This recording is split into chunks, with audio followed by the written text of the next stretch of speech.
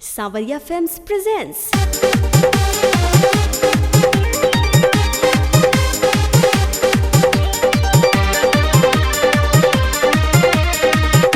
Music by Manoj Vihari.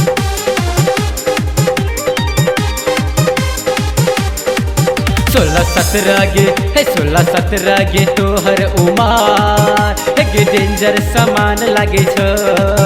16-17 गे तोहर उमार गे डेंजर सामान लागे छ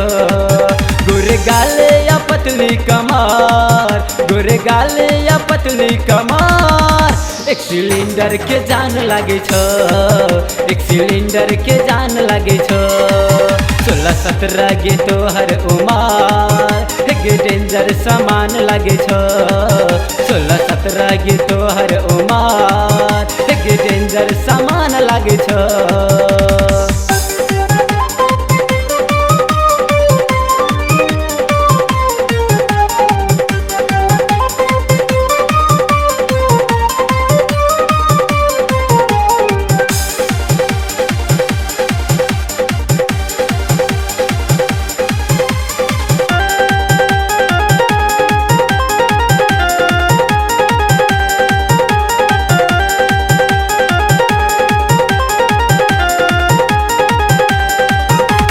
चेहरा मासूम यहाँ लागे छी हसीन गे चढ़ल जवानी के नया छो मशीन गे नया छो मशीन गे नया छो मशीन गे चलना चले बो तोरा रहते या दिन गे रोजे बने बो तोहर नया नया सीन गे नया नया सीन गे नया नया सीन गे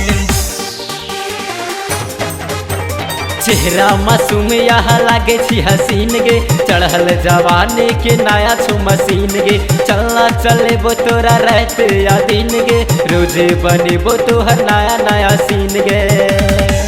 मालूम भजे तो कते के तोरा मालूम भजे तो कते के तोरा तोहर इंजन में तान लागे छो तोहर इंजन में तान लागे छो 16-17 गे तोहर उमार गे डेंजर सामान लागे छो 16-17 गे तोहर उमार गे डेंजर सामान लागे छो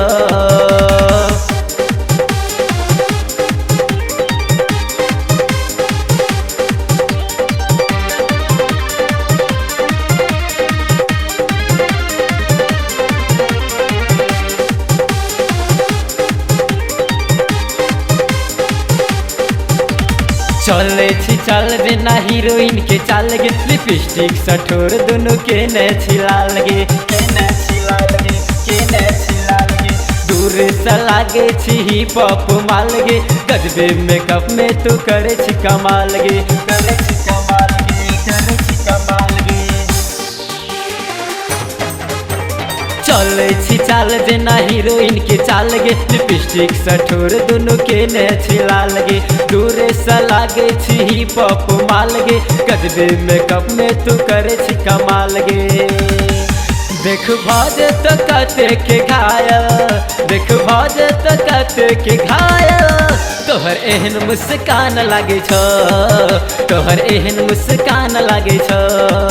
16-17 गे तोहर उमार गे डेंजर सामान लागे छो